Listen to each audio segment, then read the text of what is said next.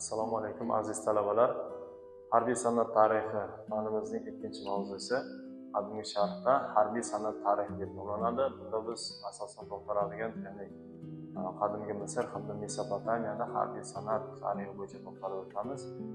Birinchi rejamizda qadimgi va o'rta podshohliklar davrida Misr armiyasi, ikkinchi rejamizda yangi podshohlik davrida Misr armiyasi va uchinchi rejamizda esa qadimgi Mesopotamiya harbiy san'ati to'g'risida to'xtalib o'tamiz. Demak, bu yerda manbalar hamda adabiyotlar keltirilgan, bemalol olishingiz mumkin taqdimotdan. Dastlabki rejamizda demak qadimgi va o'rta podshohliklar davrida Misr armiyasi to'g'risida to'xtalib o'tsak. Dunyo tarixidan bizga ma'lumki, ilk davlatlar, ya'ni shahar davlatlarining yuzaga kelishi miloddan avvalgi 4-mingyillik so'ngida qadimgi Afrikaning shimoliy sharqida Nil daryosi vodiysi demak Misrda paydo bo'lgani haqida ma'lumotlarga egamiz. Shu bilan birgalikda aynan qadimgi Misr davlati tarixi miloddan avvalgi 4-mingyillikdan miloddan avvalgi demak 1-asrlargacha bo'lgan oraliqni o'z ichiga oladi. Bu yerda esa aynan qadimgi Misr xaritasi keltirilgan hamda shu bilan birgalikda unga chegaradosh bo'lgan hududlar sharqdan Qizil dengiz, g'arbdan Liviya, shimoldan esa O'rta dengizi bilan chegaradoshligi keltiriladi. Shu bilan birgalikda demak shimoldagi dastavval o'sha hududlarda shahar davlatlarining yuzaga kelishiga to'xtalib o'tsak. Demak, shimoldagi Quyi Misr hamda janubdagi yuqori Misr podshohliklari miloddan avvalgi taxminan 3-mingyilliklardan ikkala podshohlik birlashib yagona davlat barpo etishdi va Misrning keyingi tarixi 5 ta asosiy davrga bo'linadi. Birinchisi demak podshohlik, keyin esa qadimgi podshohlik va o'rta podshohlik, yangi podshohlik hamda so'nggi podshohlik davrlariga bo'lib o'rganiladi. Aynan shu qadimgi podshohlik davrlaridan boshlab shaharda dastavval shahar davlatlari, ya'ni nomlarning yuzaga kelishida ikkita kichik nomlar yuzaga kela boshlaydi. Aynan ularda harbiy bo'linmalar mavjud edi. Va urush xavfi bo'lgan vaqtda esa alohida ko'ngillilardan harbiy ishga jalb etilgan. Va qadimgi Misrda dastlab harbiy qo'shinning muntazam ko'rinishi ilk sulola davridan paydo bo'lganligi haqida ko'rib o'tishimiz mumkin. Qadimgi podshohlik davrida demak firavnlar aholilardan ko'ngillilar yordamida, ya'ni ko'ngillilardan to'plangan qo'shin tuzgan. Shu bilan birgalikda aynan qo'shni hududlardan misol tariqasida janubda hozirgi Sudan, g'arbda hozirgi Liviya va shimoliy sharqiy chegaradosh hududlarda Suriya, Falastinga ma'lum bir o'lja, ya'ni xomashyo va o'sha qullar uchun ko'plab istiqochilik yurishlarni amalga oshirganligini ko'rib o'tishimiz mumkin. Shu bilan birgalikda aynan o'sha urushlar biror bir, ya'ni tabiiy resurslarga, misol tariqasida mis xomashyosiga boy bo'lgan Sinay yarimoroliga ham tomon yurish qilganligini ham ko'rib o'tishimiz mumkin.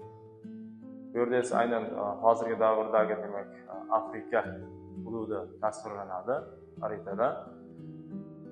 Xo'p, dastavval demak ular nimalar bilan qurollangan edi? Ya'ni jangchilar to'rtburchak qalqon bilan himoyalanib, nayza, oybolta hamda gurzalar bilan qurollangan.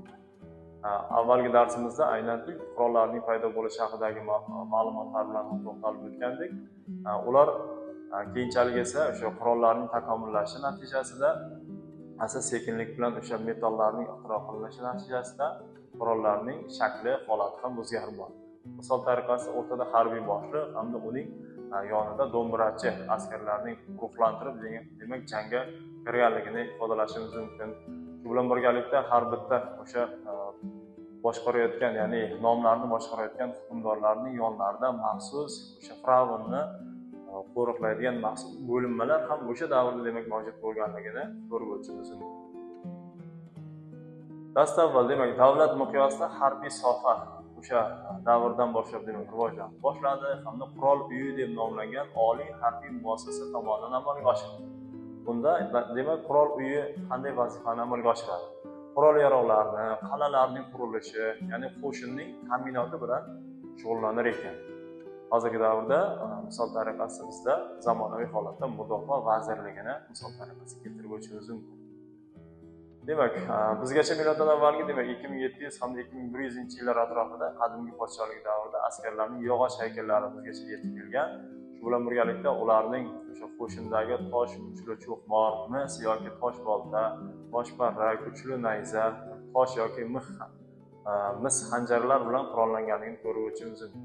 Ya'ni ilk Salola davridan boshlab esa demak miloddan avvalgi 4-mingyillik oxir 3-mingyillik boshlaridan bumerang uchi o'tkirlangan tayoqlardan keng foydalanganligini ko'rib o'tishimiz mumkin. Lekin asosiy qo'shinning demak quroli esa kamon hamda jangovar bolta bo'lgan ekan. Shu bilan birgalikda askarlar teri ustki qismiga teridan tortilgan maxsus o'sha yog'och qalqonlardan foydalanib kelingan ekan.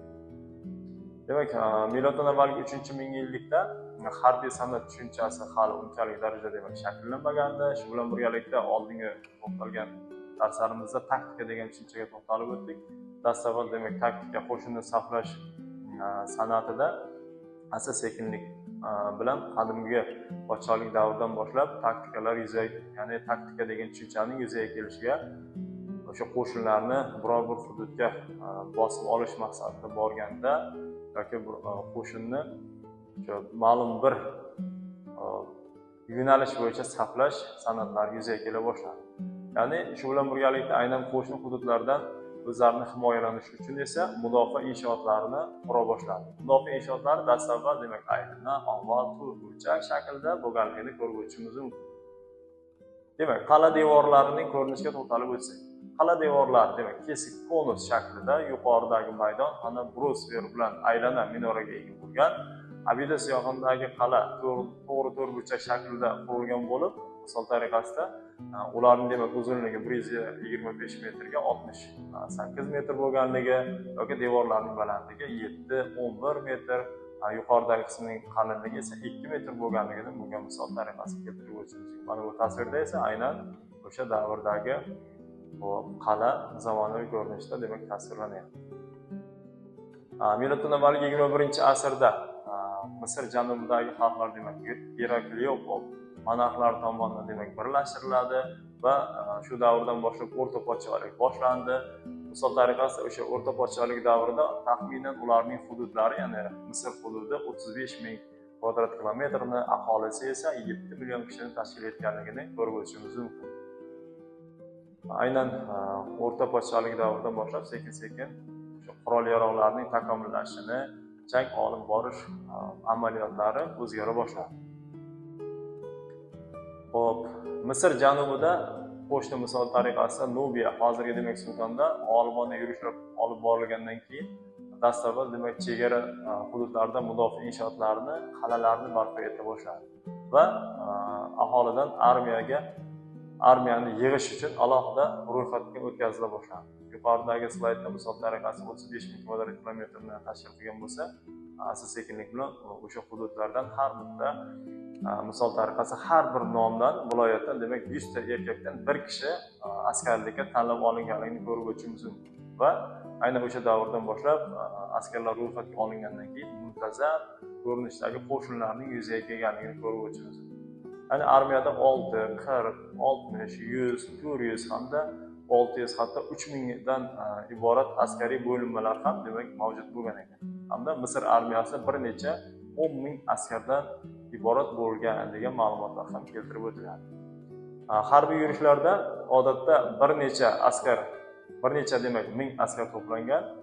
Misol tariqasida ko'rib o'tishimiz 3000 dan 10 000 gacha bo'lgan askarlar birlashmasi tashkil etilganini ko'rib o'tishimiz mumkin. Va aynan bu yerda bitta savol tug'iladi. Ular harbiy harakatlarni olib borish natijasida askarlarga qanday tarzda demak oylik maosh to'langan yoki biror bir sovg'a berilganmi deb. Haqiqatan ham ularda ham demak alohida harbiy xizmatlari uchun demak podshoning oltin maqtovi joriy qilingan. Shu bilan birgalikda o'sha zodagonlar qimmatbaho qurol-yarog'lar bilan ham taqdirlanganligini ko'rib o'tamiz. Demak, o'rta podshohlik davrida Mesixti demak sag'anasidagi tasvirlarda aynan ko'rib o'tishimiz mumkin.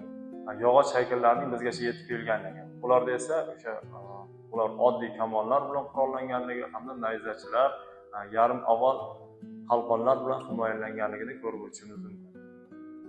Bu bilan birgalikda aynan o'sha davrda ilk qadimgi o'sha podshohlikdan keyinchalik demak o'rta podshohlik va keyinchalik esa asta-sekinlik bilan takomillashib qurol yarog'larni shakllarining o'zgarganligini ko'rib o'tishimiz mumkin. Yoki ilk bor qadimgi Misrda yollanma askarlardan foydalana boshladi. Demak, tarixdan bizga ma'lum. O'rta podshohlik davridan esa yengil hamda kichik hajmli qalqonlardan foydalana boshladi. Dastavval katta to'rt burchak og'ir qalqonlardan foydalangan bo'lsa, keyinchalik esa ularning shakllari ham o'zgarib bordi va misol tariqasida ko'rib o'tishimiz mumkin. Aynan jangovar boltalardan foydalanganligi, ularning uzunligi 2 metrgacha, nayza hamda cho'qmor hamda xanjarlar bilan qurollanganligi, uloqtiriladigan maxsus demak qurollar sifatida kalta, nayza, bumerang hamda tosh otadigan sopqonlar bo'lganligini ko'rib o'tishimiz mumkin. Kamon o'qlarining uzunligi 55 santimetrdan misol tariqasida 100 santimetrgacha bo'lganligini manbalarda demak keltiriladi. Bu yerda esa aynan cho'qmorning tasviri keltiriladi. Aynan qadimgi e'tibor beradigan bo'lsak, Misr hamda Mesopotamiyada aynan o'sha davrda ularning askarlarining qurollanishi, askarlarning aynan saflardagi holati bo'yicha asta-sekinlik bilan ilk podshohlik, qadimgi podshohlik davrlaridan o'rta hamda yangi va so'nggi podshohliklar davridan boshlab ularning takomillashganligi, keyinchalik esa bu taraqqiyot o'sha Mesopotamiya, qadimgi Mesopotamiya davlatiga ham o'tganligini ko'rib o'tishimiz mumkin. Ya'ni xulosa qiladigan bo'lsak, aynan davrlar o'tishi natijasida sekin-sekinlik bilan harbiy qurol yarog'lar, harbiy taktikalar, demak strategiyalar asta-sekin rivojlanib borganligini ko'rib o'tishimiz mumkin. E'tiborlaringiz uchun rahmat.